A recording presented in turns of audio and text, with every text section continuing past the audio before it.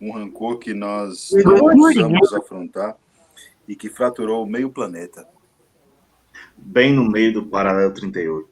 A natureza encontrou um lugar para se proteger, encontra os excessos do ser humano. Esse paraíso cercado por arame farpado proíbe o ódio do homem, que o construiu. Como seria a vida no planeta se o ser humano não existisse? Nos perguntou o guia. Ali estava a resposta. A vida alheia ao nosso rancor, no meio do ódio, da inimizade de duas irmãs frente a frente, do medo do outro e de si mesmo. Pode ser que ali seja onde se encontra o último suspiro de esperança, protegido. Protegido do homem pelo homem, ignorado ignorado desde as torres, que encara o inimigo e o irmão. Se pudesse, tiraria minha máscara de homem, livre de tudo, livre de mim mesmo. Aceitaria prender-me entre esses muros construídos pelo rancor, onde já não se escuta o eco dos passos dos militares e dos secos tiros de fuzil, onde a única coisa que você certamente escutará é o canto do gol da Manchúria, o rugido do leopardo de amor ou o balido de cervo da água chinês. Uma sinfonia de sons que talvez só possam ser escutados ali, na calma, em segurança, de tudo e de si mesmo. Ali, a salvo, bem no meio do paralelo 38. O maior ódio é aquele que uma pessoa pode chegar a ter por si mesma. Não é possível. Por que você voltou? Você não estava lá. Por que você veio? Para vender a casa. Errado. Você veio me matar. Fiquei sem dinheiro. Você não veio pelo dinheiro. Pouquíssimas pessoas visitam a Coreia. Você veio para desfazer da casa. Você veio para se desfazer da casa. Sempre tive a sensação de que alguém me seguia. Você faria qualquer coisa para se livrar dela. Por que diz isso? Você veio para me matar. Tá bom.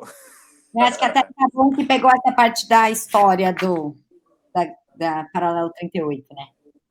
Ok. Vou tentar compartilhar. Sim. Vamos ver se vocês vão conseguir enxergar a minha tela. Vocês estão vendo? Estou me vendo ali na sua tela. Finalmente conseguimos. Legal. Vou entrar, então, vocês estão vendo essa página? Sim. Essa página é uma André, página... falar Oi? nisso, printa depois a tela com todo mundo. Beleza, pode deixar. Essa tela, na verdade, gente, é uma página de um blog de turismo. E esse blog de turismo, ele dá dicas de onde ir nessas viagens. E aqui é a dica da Coreia do Sul. E aí ele fala que um dos principais tours que saem organizados de Seul é justamente para esse observatório do Monte Dora, que ele cita na página 39. E aí aqui tem algumas fotos. Então, quando você vai para esse passeio, você visita essa entrada do túnel, que é um túnel que eles falam que a Coreia do Norte estava construindo, tanto para observar quanto para invadir a Coreia do Sul. Então, esse é o ponto da visita do passeio. Aí, outra visita é na zona desmilitarizada do Paralelo 38, que a gente vai falar um pouco mais disso agora. E aqui é a observação do Observatório do Monte Dora.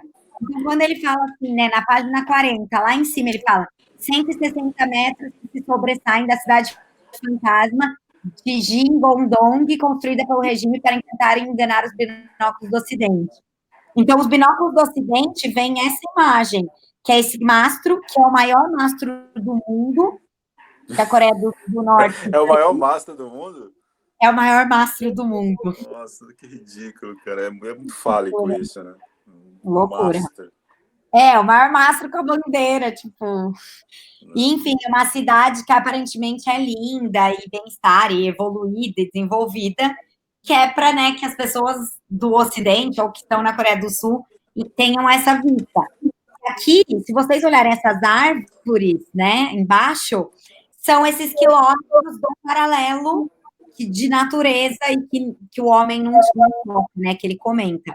E mais embaixo é a foto do observatório. Então, da Coreia do Sul, tem esses binóculos, e aí o turista observa. Vocês estão vendo meu mouse? Sim. Não. Aqui onde eu estou fazendo um círculozinho é essa cidade, entendeu?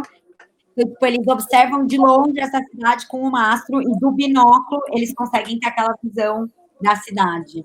Muito louco, né? Enfim, essa é a história, a coisa do Monte Dora. E aí, ele entra na questão do paralelo 38, e ele fala daí, basicamente, né, é o próprio nome do texto. Antes da gente entrar nas questões filosóficas, né, do paralelo 38 e da Guerra da Coreia, eu queria que a gente visse, deixa eu ver aonde está. Aqui. Eu vou abrir o texto do Drive mesmo, tá? Mas que eu vou falar um pouco da história, uma questão bem chata, assim, histórica mesmo. Acho que vocês já leram isso e entenderam. Mas eu vou repetir só porque eu acho que é muito importante que a gente tenha mesmo esse entendimento. E depois a gente discute essa questão do porquê, né? Mas, basicamente, vou mostrar aqui, né, essa imagem do texto. Como vocês leram, a Coreia, ela é uma península que foi muito maltratada ao longo de praticamente toda a sua história. A Península da Coreia, inicialmente, ela fazia parte do Império Chinês. E ao longo de milhões de anos, ela se separou, né? Ela faz aqui a fronteira com a China, mas ela se separou, e ela era uma península inteira, a Península Coreana. Em 1910, o Japão, que aqui aparece bem na pontinha, mas que é a ilha que fica aqui do lado, né, dessa península, o Japão, Império Japonês, né, invade a Península da Coreia e começa a, basicamente, dominar a península. E aí é uma dominação que não é muito bacana, né, como toda dominação. Qualquer, né, raça, império, etc. Então, aí eles viram os Morlocks. Exatamente, eles viram os Morlocks ali. Dos japoneses. É muito louco pensar, né? Enfim, porque o Japão tem toda uma questão de bem-estar e saúde e tudo mais, né? É um povo muito da hora, enfim. Muitas merdas políticas feitas, né? Mas, basicamente, quando o Japão conquista, né, a Península Coreana em 1910, eles vão ter esse domínio até a Segunda Guerra Mundial, que começa em 38, termina em 45, mas esse domínio mesmo de 1910 até 1938, vamos colocar assim, que foi a época de exploração pesada, a Coreia, ela teve que deixar de ser Coreia. Então, tudo que era ligado à indústria cultural foi extinta, e toda a indústria cultural do Japão passou a dominar a indústria cultural da Coreia. Eles eram proibidos até de não exercer o próprio idioma, né? Então, acho que tinha alguma coisa assim, não tem? Exatamente, olha que louco, né? Eu não consigo pensar isso, porque é muito louco você pensar que você não pode falar a sua língua. Com os escravos também, né? Africanos aqui no Brasil, eles não podiam falar aquilo, né? O crioulo e a língua deles, porque os senhores não entendiam e eles eram privados de falar a sua própria língua. É muito, muito bizarro pensar isso.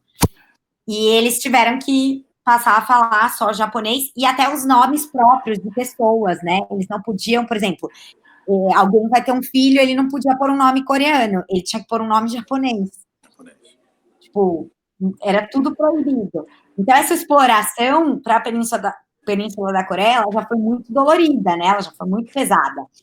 E aí, quando vem a Segunda Guerra Mundial, que começou, né, em 38, o Japão, ele fica do lado do grupo que se chamava o Eixo, que era Alemanha, Japão e Itália. E os oponentes, né, desse grupo eram os aliados, que era Estados Unidos, França, Inglaterra e União Soviética.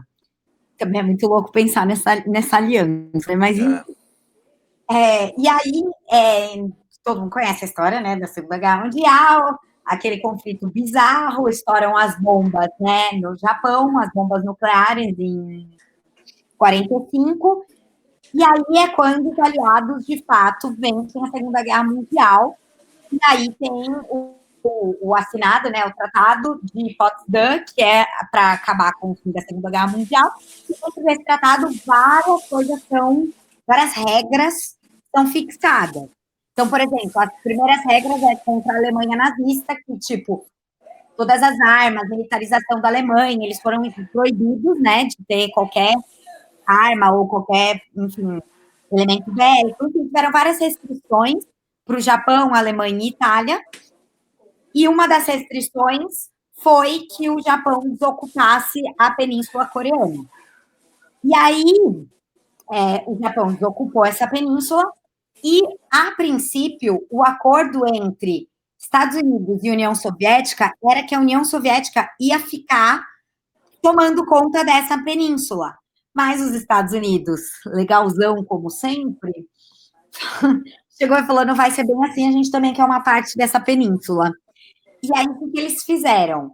Em 1946, um ano, né, depois do final da Segunda Guerra, eles firmaram um acordo que era dividir a Coreia, a Península Coreana, em duas, sendo que o norte seria não vou pôr dominado, o norte seria conduzido, porque afinal de contas esse era o acordo, que se fosse uma condução feita pela União Soviética, que era comunista, e o sul, né, que virou Coreia do Sul, fosse conduzida pelos Estados Unidos, capitalista.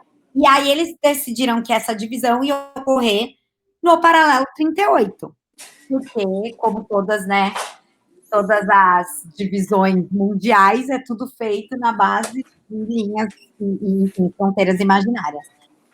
E aí, enfim, eles dividiram essa península, né, como a gente conhece hoje, que é a Coreia do Norte e a Coreia do Sul. O acordo que eles fizeram nesse tratado é que eles iam conduzir esses dois novos países, mas para que eles tivessem total independência. Então, os Estados Unidos conduziu, né, enfim, e fez o seu processo ali de democratização ali da Coreia do Sul, e na Coreia do Norte a mesma coisa. A União Soviética fez esse processo de condução para meio que sair de campo. Porém, esses dois, vou pôr entre aspas, padrinhos, né, dominadores ali das Coreias, sempre ficaram ali à sombra desses governos. Como até hoje a gente vê, né, nos Estados Unidos no Iraque, Estados Unidos presente na caralha 4 em todos os países, fingindo, né, estou conduzindo e tá ali mandando, no fim das contas. E consumindo, né? E explorando, né? Explorando. E aí, enfim, eles dividiram essa Coreia nesse paralelo 38. Isso foi em 1946. Em 1950, a liderança da Coreia do Sul, que, né, foi deixada como resquício aí dos Estados Unidos, tinha a ideia de reunificar as Coreias com base na visão né, da Coreia do Sul. E, em contrapartida, a Coreia do Norte também tinha a intenção de reunificar as Coreias, porém com a visão da Coreia do Norte, né? O que é muito óbvio, cada um com a sua verdade, de novo, né? Quem tá certo, quem tá errado, né? A verdade absoluta que todo mundo tem e que vai de encontro com o outro. E aí, em 1950, eles começam a Guerra da Coreia. E aí, o que aconteceu? A Coreia do Norte invadiu a Coreia do Sul. E aí, em 1951, com a Coreia do Sul invadida e praticamente tomada pelas tropas da Coreia do Norte, que as tropas da Coreia do Norte eram bem mais fortes, a ONU, que tinha sido recém-criada, junto com os Estados Unidos, eles enviam uma tropa para ajudar a Coreia do Sul a se restabelecer. E aí, a Coreia do Sul, com essa tropa, principalmente de americanos, né, eles invadem a Coreia do Norte de volta, então eles expulsam esse exército que tinha tomado aqui o país, e eles vão invadindo e tomando conta de praticamente toda a Coreia do Norte, até eles chegarem quase que na divisão aqui da fronteira com a China. Quando chega esse caos, né, de tipo chegar quase na fronteira da China, essa ocupação, a China fala: pera lá, tô me sentindo ameaçada. A China também, que não é boba nem nada, né, envia suas tropas para ajudar a Coreia do Norte a reverter essa situação. E para a China também, obviamente, é estratégico ter a Coreia do Norte aliada, principalmente contra, né, os Estados Unidos. E lembrando também que nesse momento, gente, era um momento de Guerra Fria, em que era aquela ideia de capitalismo versus comunismo e a guerra, né, entre Estados Unidos e União Soviética. Então, é um puta mundo complexo, um panorama super complexo, que a guerra se iniciou nesse momento. E aí, em 1951, quando eles estão chegando, quando a ONU manda, né, as tropas, eles estão chegando aqui na fronteira, a China manda as tropas da Coreia do Norte, e aí, de novo, esse exército começa a aniquilar esse exército da Coreia do Sul, e eles ocupam, e vão voltando e empurrando para a fronteira, e chegam a ocupar até a cidade de Seul, que aqui é a capital. E aí, quando eles ocupam de novo a capital, aí as tropas americanas são reforçadas e eles voltam empurrando a Coreia do Norte para o paralelo 38. Então, basicamente, foram 3 anos de conflito. Conflito direto. Direto. Em que é muito besta você pensar, né, que foram 3 anos de conflito, tiveram, não tem um número exato, né, de guerra, mas estima-se que cerca de 2,5 milhões de pessoas morreram. Tipo, é muita gente. E por quê? Eu lembro que eu dei uma lida. Qual foi a situação que morreu 200 mil comunistas? Foi numa ofensiva da Coreia do Sul. Na Coreia do Norte não teve essa situação que mataram 200 mil comunistas, 200 mil pessoas ligadas ao comunismo, que provaram ser comunistas e tal. Um negócio assim. Mas você fala durante a guerra ou depois? Não, durante esse tempo aí, esse entreveiro aí entre Coreia do Norte e Coreia do Sul. Exato, tipo, muita gente morreu. E principalmente o pessoal da Coreia do Norte, porque no final das contas o exército da Coreia do Sul foi o que de fato foi mais forte por conta desse apoio da ONU dos Estados Unidos, né? E assim, foram 3 anos de conflito que a Coreia do Norte chegou, conquistou e invadiu a Coreia do Sul, depois a Coreia do Sul empurrou de volta o exército, conquistou e invadiu a Coreia do Norte quase que o país inteiro, e depois, de novo, voltou essa ocupação até a Coreia do Sul, e depois voltou até o paralelo 38. Então, basicamente, eles brigaram, pessoas morreram, tudo foi devastado, e ficou a mesma fronteira que era antes da guerra. Enfim, muito louco pensar isso, né?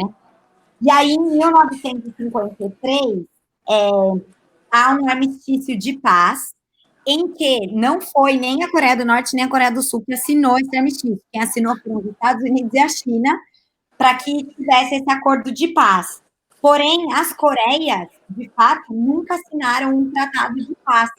Então, no mundo, né, das relações internacionais, teoricamente, as Coreias estão em guerra até hoje, porque esse acordo nunca foi, de fato, firmado. Apesar de elas estarem sem se atacar, é considerado, no meio teórico oficial, uma trégua dessa guerra, né? Mas essa guerra, na verdade, não acabou, não foi cessada. É mais bizarro ainda, né? Porque estamos em guerra. Bom, essa é mais ou menos a história teórica. Ai, deixa eu voltar lá. A história teórica do contexto histórico. Mas eu queria mostrar para vocês, além disso, aqui. Eu não sei se vocês vão conseguir ver esse vídeo. Foi agora, né? Aconteceu em 2018. O encontro recente, é muito recente. E foi a primeira vez que eles se encontraram. Olha que louco, desde essa guerra, né? Então, o representante da Coreia do Sul e da Coreia do Norte se encontraram nessa fronteira, nesse paralelo 38. Uma coisa que eu esqueci de falar, que é muito importante no contexto histórico, é que nessa zona nesse paralelo 38, eles estipularam esses 4 quilômetros de faixa que divide o país inteiro, e que nesses 4 quilômetros ele é considerado uma zona desmilitarizada. Eles chamam de DMZ, desculpa. É a sigla em inglês. Então, nessa zona, teoricamente, ninguém toca, não há guerra, não há nada. Então, se você pensar, é uma zona desmilitarizada, que bacana. A gente tem a ideia de que é uma zona de paz, tranquila. E se você vai no texto, né, na nossa peça, ele fala, né, protegido do ódio do homem, são 4 quilômetros, uma faixa de natureza pura e selvagem, em que várias espécies vivem lá. Isso é muito louco, né, pensar que, tipo, nesse meio dessa guerra, dessa brutalidade, há essa natureza que revigora e renasce. Mas, nessa zona desmilitarizada, nesse ponto do paralelo 38, que divide os dois países, ainda é uma zona muito tensa. E eu vou mostrar 2 vídeos para vocês que mostram mais ou menos essa tensão.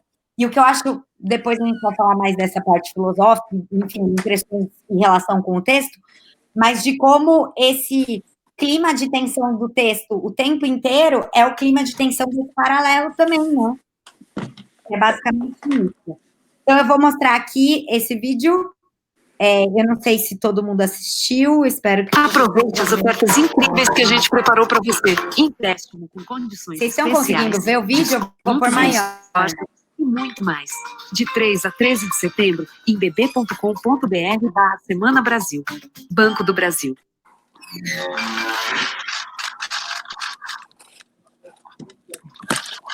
Esse é o líder, né, da Coreia do Sul, desculpa, da Coreia do Norte, e o líder da Coreia do Sul está aqui do outro lado esperando.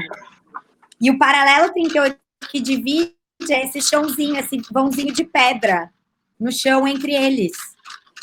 Muito louco isso.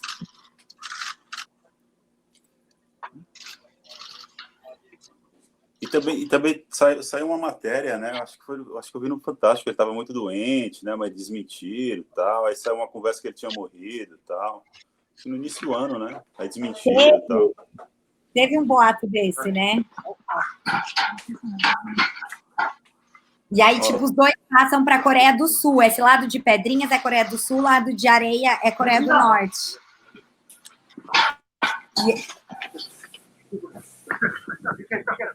E assim, é um contra-histórico, porque desde o final da guerra eles não tinham, de fato, apertado a mão. Que louco. E aí ele fala, vem pro meu lado, né? Aí explode uma mina, né? Uf. Eu não sei se eu ia, não. Enfim, mas o paralelo 38 é esse chãozinho aqui, ó, esse murinho de pedra aqui que separa os dois.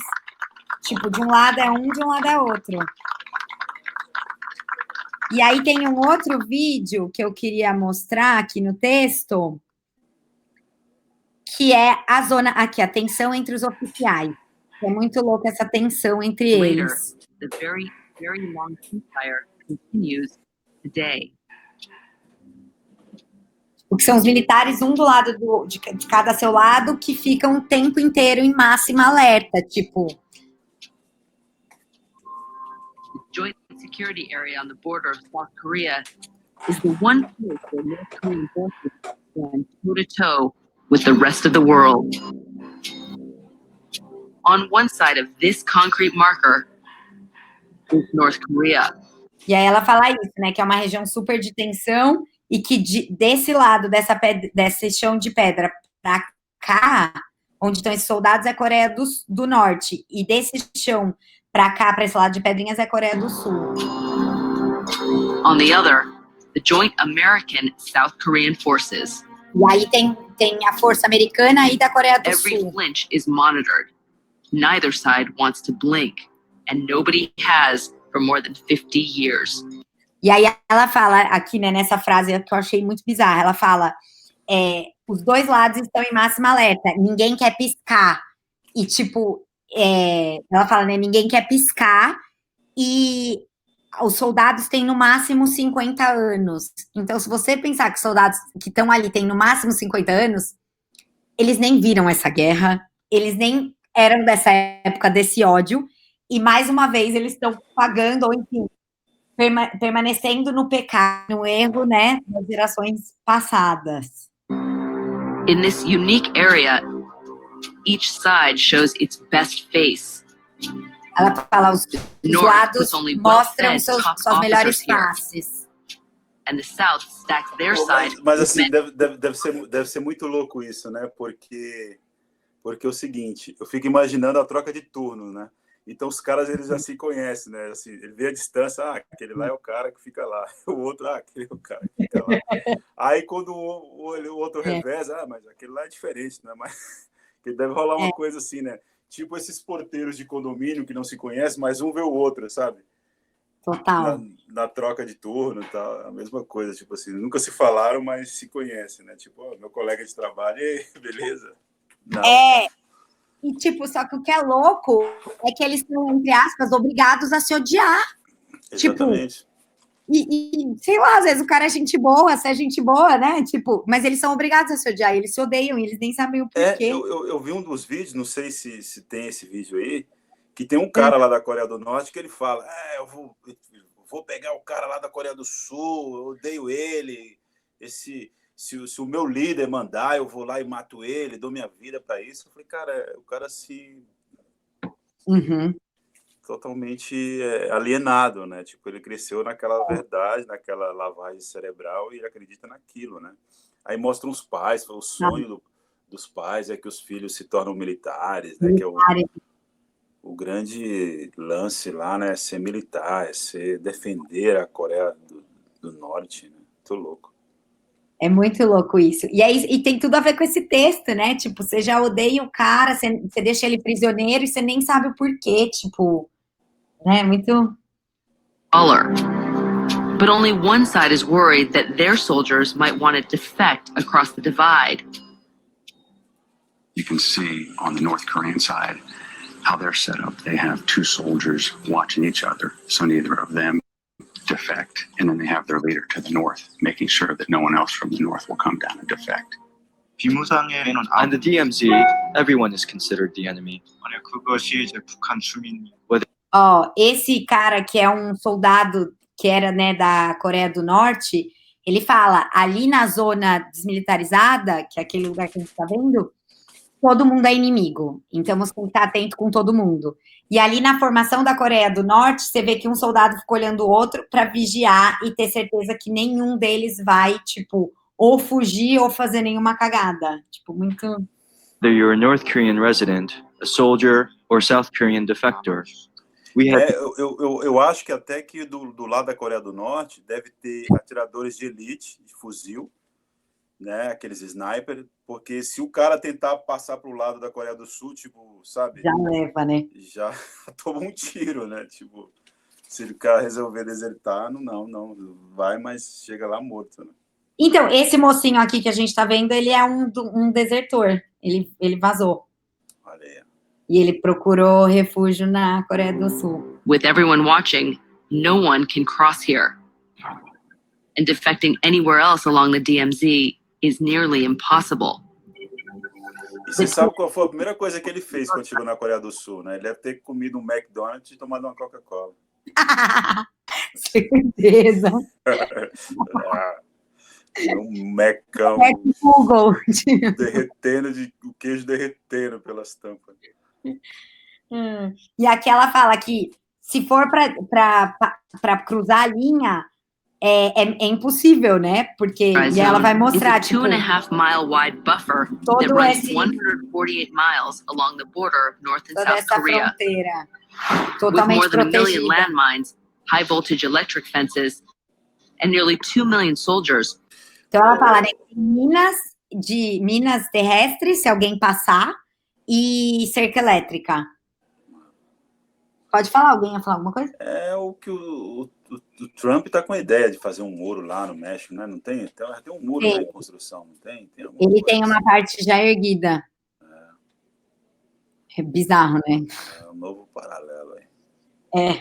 É igual se você pensar na faixa de Gaza mesmo, igual você falou. Né? Lá tem aquele alambrado com cerca elétrica que separa os dois, né? É muito louco. Crossing over is almost certain suicide.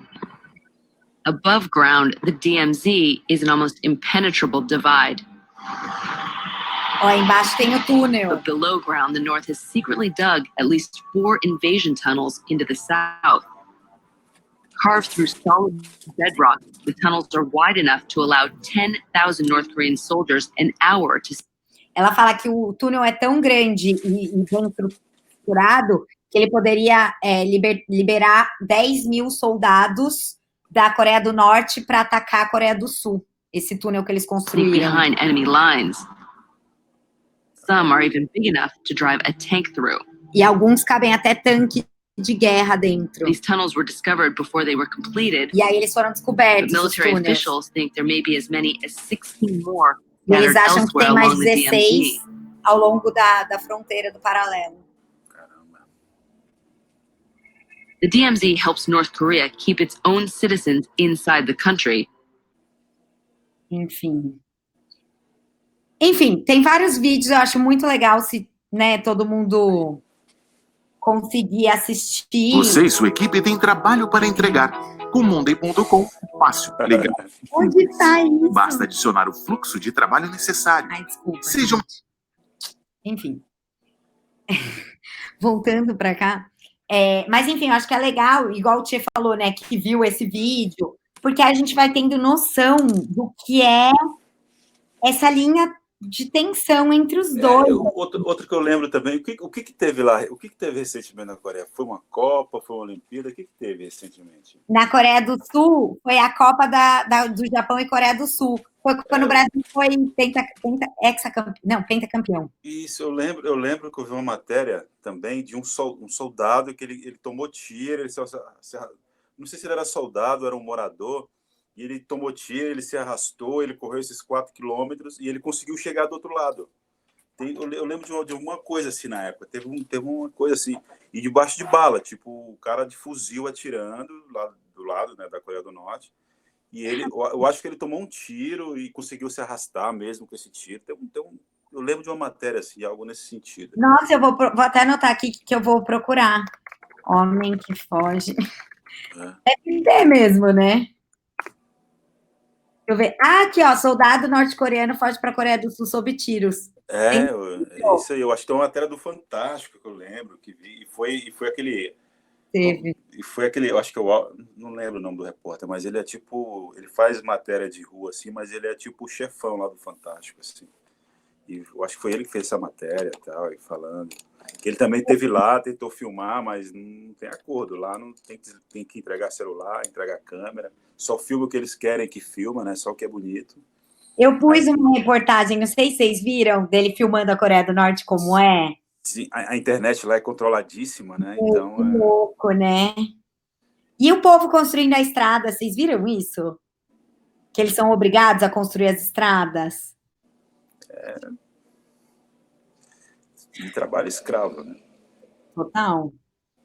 E aí, enfim, isso foi o contexto histórico para a gente entender. Agora, e eu queria, por favor, que todo mundo falasse, porque só eu estou falando, só eu e o Tia estamos falando. Enfim, sobre os paralelos. Kels, eu acho que você podia começar, porque semana passada você já veio nessa vibe do paralelo. Eu vou deixar minha câmera desligada, porque normalmente dá pau no meu áudio, e eu não sei porquê, enfim. Bom, eu verifiquei do paralelo 38, eu comecei a revisar mais partindo daquela pergunta que você fez do que a história me diz. E aí eu acho que eu falei, putz, o que a história me diz de acordo com o paralelo 38, por exemplo? Então, foi aquilo que eu falei de, tipo, de ter essa zona de tensão, que é uma coisa que não é resolvida. E eu acho que, como o Felipe falou ontem, foi o Felipe, eu acho, que ele falou assim, o porão pode ser o paralelo 38, ou enfim, vários outros lugares podem ser esse paralelo 38, que até então eles falam que é tipo uma zona super, é a mais vigiada, mas tipo ao mesmo tempo ela é mais segura e ela tem uma vegetação incrível e tal, mas elas têm esse clima de tensão e, ao meu ver, não é nada desmilitarizada, né, gente? Tá, tipo, geral lá armado, geral lá, tipo, tensão, não sei, esse nome para mim não condiz muito, mas enfim. E aí eu fiz esse paralelo literalmente, com o lugar, essa localização e essa ideia de guerra, né? Então, pensando nas personagens, principalmente quando eles colocam um contra o outro, né? E aí, em um texto que eu li sobre a Coreia, por exemplo, fala que uma Coreia fala da outra, né? Então, tipo, eles são os piores, eles cometeram as piores atrocidades, eles estavam errados, enquanto a outra também fala a mesma coisa. Então, tipo, em quem eu acredito? De que lado está a verdade? Mas se a gente parar para pensar, esse território ele foi invadido por outras pessoas, e as pessoas se odeiam por conta dos terceiros. A Coreia poderia ser unificada, uma só, e, enfim, eles terem a cultura deles, eles terem a liberdade deles, mas eles foram controlados por outras pessoas. E aí eu vejo esse cruzamento justamente com as personagens. Elas estão em um momento que colocaram elas foram condicionadas o menino foi condicionado a odiar o outro que morava no porão, sem saber quem ele é, sem saber o porquê ele estava ali, e aí existe literalmente essa zona, a gente se odeia, a gente se separa, tipo, por quê? Porque eu fico me perguntando por quê, e eu acho que tem totalmente ligação com essa guerra. Esse negócio de fingir que tá tudo bem. A Vila Fantasma, por exemplo, que tem na parte da Coreia do Norte, falam que o Kim lá construiu, para que o pessoal do monte, né, possa ver que como é lindo, olha só como é tranquilo aqui a Coreia do Norte. A Coreia do Norte, todo mundo vive bem. E não, é uma vila fantasma, ele vive de aparências. E aí eu vi que também tem megafones, tipo, aqueles megafones enormes na fronteira. É isso mesmo, eu vi esse vídeo. Eu fico mandando. É muito louco. Os caras, tipo, eles fazem guerra psicológica, gente. Mensagens para atacar o outro, tipo, a todo momento. Então, quem vive ali é uma tensão inédita, tipo assim, uma tensão, porra, velho, não tem, psicológico. Não, é muito louco, porque do lado da Coreia do Sul toca os K-pop da vida, né? O sucesso que tá rolando. E do lado de lá são músicas que enaltecem o líder máximo. Então eles usam esses artifícios para deixar o outro sempre preso em algum lugar. Então os pais do moleque, tipo, falaram, quem tá lá embaixo é nosso inimigo, e se ele abrir a boca e fizer qualquer coisa, você atira. E é literalmente a ordem dos soldados que estão lá no paralelo. Tipo, se um respirar, atira. Mata, e é isso. Você tem sempre que estar preparado. E eu acho que eu vejo também o pai ensinando esse lugar pro menino, né? Tipo, ó, você vai ser o homem da casa, se você vê qualquer coisa errada, diferente, você vai atirar, você vai agir. Tá aqui a arma. E eu acho que é isso que os filhos lá, igual o Tchê falou, eles são ensinados. Tipo, o filho que não vai pro exército, não presta, tipo, sabe, não é filho, assim, como assim que você não vai servir o seu país, né? E eles estão nesse lugar de ideia, de ideal de país, de lugar, mas eles foram invadidos, violados totalmente, então nem eles sabem quem eles são, sabe? Tipo, hoje a gente vê os resquícios da cultura da Coreia, sabe? Tipo, pouquíssimo, tipo, eles falam que literalmente quando vai fazer esses passeios que todo mundo vai fazer e tal, você vai comer em um lugar, tem mais comida dos Estados Unidos do que propriamente da Coreia. Tipo, é ridículo, sabe? Tipo, eles não têm autonomia, ninguém tá liberto. E, ao mesmo tempo, tem essa pesquisa da população que todo mundo queria que eles selassem a paz, que fosse uma só. Como para que lado, sabe? Quem que quer reinar? Quem que quer trazer a verdade? Quem quer ser quem? Porque ninguém quer abrir mão. Ninguém quer abrir mão. Tipo, a gente vê isso no texto também. Desde que seja quem que é o Jacobo? A partir de quê que é o Jacobo, né? Eu fico nessa questão também. Ninguém perguntou o que os coreanos queriam quando invadiram. Ninguém quis saber das ideias deles, dos ideais deles. E eu acho que é isso. Os pais do menino não perguntaram. Eles, sabe, por que trancar uma pessoa no porão? Por que isso seria tão errado? Porque veio, tipo, ele também é fruto de uma guerra, fruto de uma mulher que não pôde escolher ter o filho ou não. Então, todos esses detalhes, assim, cruciais, eu acho que faz essa ligação com a guerra mesmo. E aí, a morte um do outro é literalmente a derrota de um deles e a vitória de outro. Então, tipo assim, é literalmente a Guerra da Coreia. Um tem que ceder, um tem que morrer. Um tem que abrir mão para que o outro possa existir e reinar. Eu acho que também são os dois, mas são um só, é o mesmo lugar, tipo... São irmãos, né, tipo... São irmãos, e casa muito com o que o Felipe falou ontem, por exemplo. A gente tá fadado tipo, a matar o irmão, os nossos irmãos, para que a realidade, o ideal de realidade que a gente... crer, né, exista. Então, e é isso, a gente foi ensinado a se odiar, ensinado a matar um ao outro, que a gente encontra, esse é o único caminho que colocaram pra gente. Então, Se vier invadir o meu lugar ou se invadir o meu espaço, a gente mata, entendeu? Tipo, o outro não pode existir. Só eu posso existir. Então, basicamente, eu acho que é isso. Eu acho que também tem esse negócio de bem ou mal, porque eu acho que também não existe esse negócio, tipo, um é totalmente mal, o outro é totalmente bem. Todo mundo tenta parecer que é bom, não tem ninguém bom, sabe? Tipo, também não tem ninguém mal. E aí, como é que eu faço para entender isso? Então, e é esse legado, a forma como os pais lidaram. Tipo, eles tiveram que pegar isso, né? As crianças que vão crescendo na Coreia, elas são ensinadas a literalmente, tipo, a servir o país. A gente vê os cultos aos caras que presidiam, sabe? Tipo, os presidentes, tipo, eu amo viver a favor daquilo. Isso, sei lá, isso pra mim é muito louco. Tipo, não sei pra vocês, mas eu achei... Eu não consigo me imaginar nessa situação, mas ao mesmo tempo, será que eu não aceitaria se eu já não vivesse lá? Pra mim não seria normalizado essa situação? Normal, é. Uhum. Seria normalizado? Tipo, aí essa é a sua verdade, né? Então, a gente fala tanto, eu não conseguiria viver nessa cultura, ou o Jacobo falando, não, eu tenho que fazer isso porque meus pais disseram que ele é perigoso, e, tipo, a gente não procura a verdade, a gente só absorve aquilo que disseram pra gente, a gente aceita e é isso, é literalmente o elefante na estaca, então, eu acho que é isso. E essa questão da zona vegetal que ele fala, né, é um lugar não habitado, que tem muitos seres, tipo assim, tem flora e fauna, né, tudo lindo, maravilhoso, mas ao mesmo tempo não é habitado, porque a gente sabe que se fosse não existiria, tipo, nada daquilo, porque a gente usurpa tudo, a gente usa tudo, a gente pega o mundo e molda a nosso favor. Então, eu fico pensando também, qual é o lado bom de ter esse lugar preservado, sendo que ninguém pode ver, mas ao mesmo tempo não é o melhor que ninguém esteja ali. Então, eu acho que foi basicamente isso. Eu falei demais já também. Não, e essa coisa da natureza que você falou, como linka com o que a Débora falou antes, né? Tipo, Sim. como destrói tudo e molda tudo a nosso favor. Então, é melhor que o ser humano nem chegue lá mesmo. Tipo. Então, muito isso. E aí eu fico vendo também, eu vi um vídeo de uma senhora também, que ela também foi uma das que fugiu da Coreia do Norte. E aí agora ela, tipo, faz parte do pacote, tipo, pra galera, quando vai visitar na Coreia do Sul, ela tá lá como uma das... Como é que fala, gente? O guia? Uma das atrações. Você senta voltando e ela vai contando a história dela, tipo, Não. lá, e porque não sei o quê. E eu fico, caralho, mano, a história dela, tipo, tá servindo pra isso também, entendeu? E essa zona... Tá sendo capitalizado. Isso, eles capitalizam. Gente, é uma zona de guerra e todo mundo viaja pra visitar esse lugar, pra ver, tipo, a tensão entre os dois lados. Tipo, é muito bizarro. Enquanto é doido, né? Quem quer ver gente em tensão, sabe? Vai... Que loucura isso, né? Mas eu iria certeza. Eu tô julgando, mas eu não... Rolou a guerra, caralho, tipo... Mas eu acho que... não sei.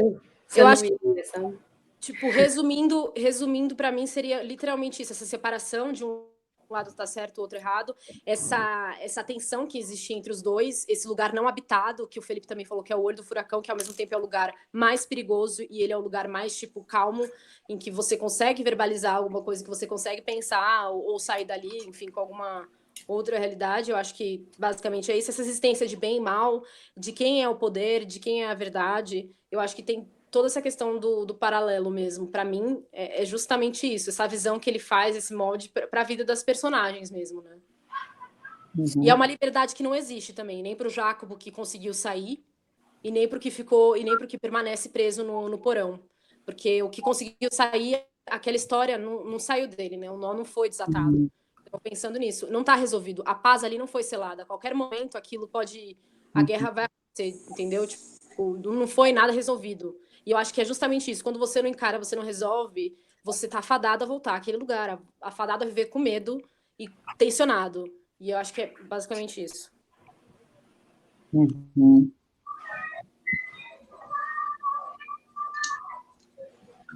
Legal. Eu trago,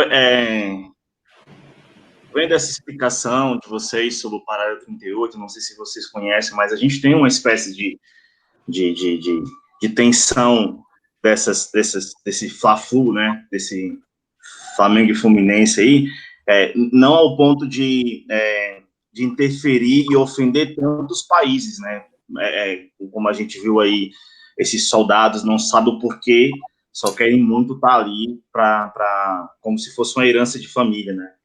Eu não sei se o Tchê está familiarizado com isso, mas a gente tem muito isso no Nordeste. O Nordeste tem essa herança de sangue que a gente chama, né? Que é de família para família. Tem uma família lá no Nordeste, não sei se hoje em dia tem, né? Mas quando eu era até os meus 14 anos, e faz muito tempo, tenho 33, eu tinha amigos que a família preparava os amigos para combater contra outra família. Família dos Oliveiras contra a família dos Carneiro, família dos fulano contra a família do ciclano, e meus amigos morriam isso. Morriam de estar na praça, o outro chegar, atirar e ir embora. Pronto, cumpriu, não sabia o porquê, morria, mas morria, não sabia o porquê. Já teve caso de eu estar assistindo jogo de futebol, que pelada é o que mais tem no Nordeste, né? E aí, um senhorzinho estava sentado na frente do bar dele, um cara chegou e atirou. A gente já sabia que aquilo ali era herança de família. O menino que matou foi treinado para matar aquele senhorzinho em algum momento, porque aquele senhorzinho, em algum momento, matou alguém da família dele. Um exemplo mais clássico que a gente tem é o filme do Walter Salles, Abril Despedaçado, né? Que tem o Rodrigo Santoro, o Wagner Moura. Wagner Moura, é isso mesmo. O finado Caio Junqueira, que incrível. Então, você vê o Zé Dumont preparando o Wagner, olha, o sangue está secando, você tem que ir lá. Ele não sabia por quê. Sabia que a família de lá tinha matado o irmão dele, mas tem essa, né? E lá ainda era, para quem não assistiu o filme, vai um spoiler, ainda existiam suas regras, né? Que é assim, você matou, eu vou colocar essa camisa que meu filho estava vestido quando morreu, enquanto o sangue não amarelar, ninguém faz nada com ninguém. A gente pode visitar a sua casa, eu posso ver o velório da pessoa que eu matei, você pode vir à minha casa, a gente pode se encontrar no meio da rua, depois que o sangue secar, amarelar, ninguém é de ninguém. Foda-se todo mundo e volta-se a guerra. E o filme trabalha de uma maneira poética que o Rodrigo Santoro encontra um pessoal do circo, e ele quer fugir com o circo. Ele fica nessa coisa assim, uma coisa nova veio até mim, que eu nunca imaginei, até então eu estava pensando, né? E aí as pessoas, os principais envolvidos, né, vamos chamar de Jó e Xavier, os principais envolvidos, eles têm uma fita preta, eles carregam uma fita preta aqui no braço, né, e todo mundo conhece essa cultura, então todo mundo da cidade sabe que ele está jurado de morte, ou que ele já matou alguém, então todo mundo sabe aquela cultura, não precisava ninguém explicar, todo mundo olhava e, na minha cidade, demais, muito isso. Qual que era a sua cidade, JB? Eu sou do Rio Grande do Norte, Mossoró, uma cidadezinha próxima de Natal. E lá saiu muito, naquela região saiu muito, passou várias vezes no Fantástico, né, os novos cangaceiros, que assaltavam os bancos, faziam um monte de coisa. Ali veio de uma família que também tem essa confusão. Fulano matou ciclano. Quem é? Os Rosados lá? É os Rosados? Não, Rosado é da político, né? Rosados são os políticos lá. É os políticos, né? Lá. Mas no Nordeste a gente conta, quando vocês vendo essas matérias, vendo essas conversas, eu acho que eu tenho essa grande mania, né, de quando estudo e vejo alguma coisa, eu procuro algo no meu pessoal, mais próximo a mim, para conseguir entender. Veio muito isso, cara, muito isso, de família, você não sabe o porquê, você cresce, quando está numa idade suficiente para entender as coisas, é o seguinte, você vai aprender a tirar, aquela família não é nossos amigos, quando você vê, aqui a foto de cada um das famílias que estão vivas, desde a criança de 2 anos, você viu, se afasta, essa pessoa que está jurada de morte dessa família, então, viu, é tiro, ou, se não tiver armado, se esconda, porque eles vão atirar também. Então, Nossa, saber, até hoje é assim? Até hoje, sim, até hoje. É porque no Nordeste, o que foi Lampião?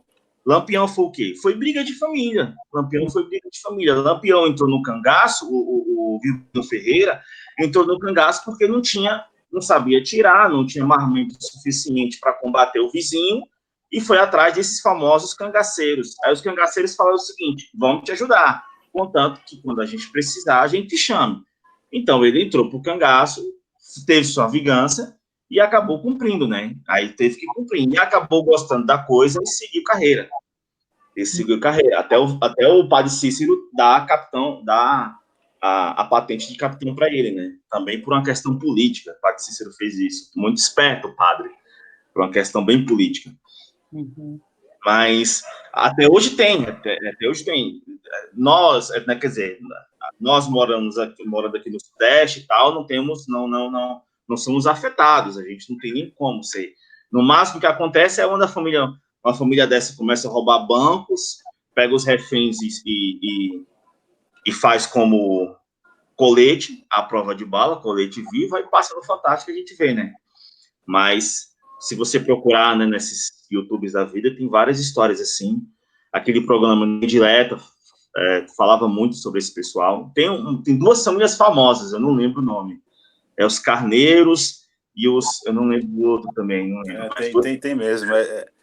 É tipo os COI lá nos Estados Unidos, né? Tem os COI e tem outra família lá também. É isso mesmo, que eles vão se matando, né? Sei lá, mais de 50 anos se matando. Nossa, Mas se você vai para o interiorzão, Recife, Pernambuco, Serra Talhada, Rio Grande do Norte, capital eles evitam muito, né? Porque tem o policiamento, mas mesmo assim, isso não impede deles, fulano de tal tá na capital, vamos buscar ele, vamos até lá, onde é que ele tá? Nós vamos buscar o fulano. Porque é questão de honra, né? É questão de honra de você demonstrar para a família que você carrega a herança da família, né? A herança de sangue da família, né? Nossa, JB, isso é totalmente morte de então, né? Isso para você, para personagem, por exemplo, é um combustível, né? Muito mais acessível.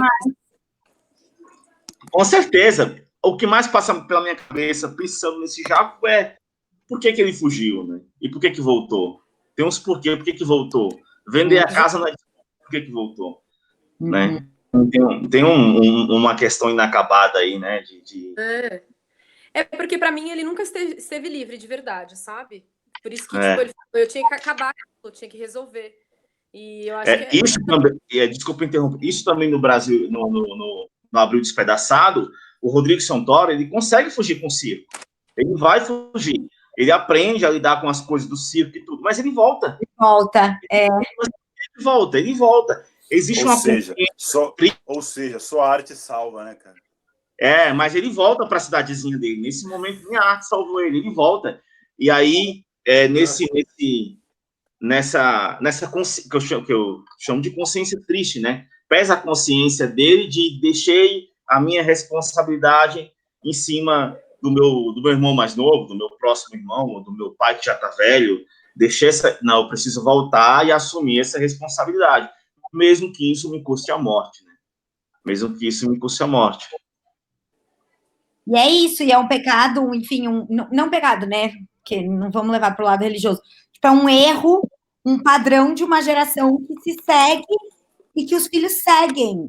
Isso eu acho muito louco, né? Se odeia e nem sabe o porquê.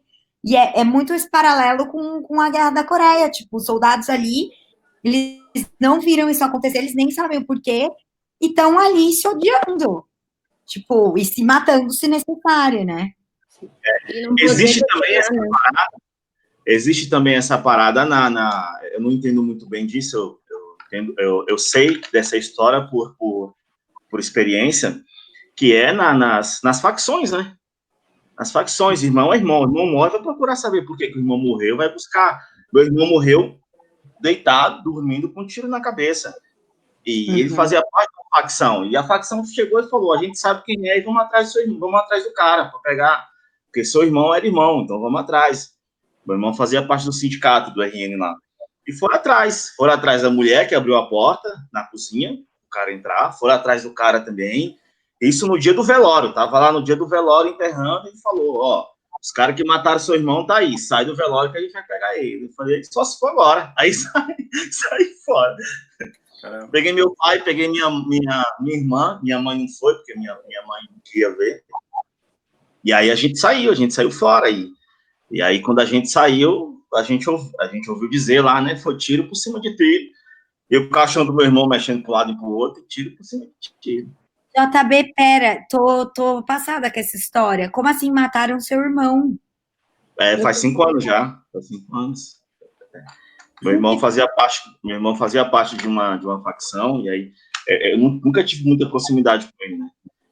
E aí, há uns 5 anos atrás, eu fui visitar minha mãe. 2 dias depois que eu estava lá, eu recebi um telefonema que ele tinha sido morto numa cidadezinha vizinha. E aí eu fui lá. E a gente foi, minha mãe não quis ir. E aí a gente começou o processo de reconhecer corpo, aquela coisa toda que magoa o coração.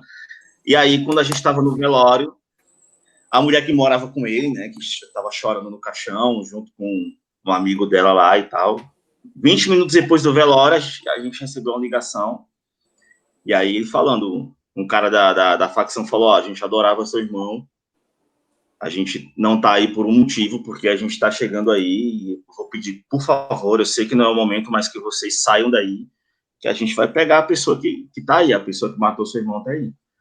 Aí a gente, tá bom. Aí a gente saiu fora. Essa relação entre esse Xavier e mesmo sem querer, sempre me vem essa Com certeza. Essa parada. Quando eu fiz Carcereiros também, na preparação, só que naquela época meu irmão estava vivo ainda. Sempre vem essa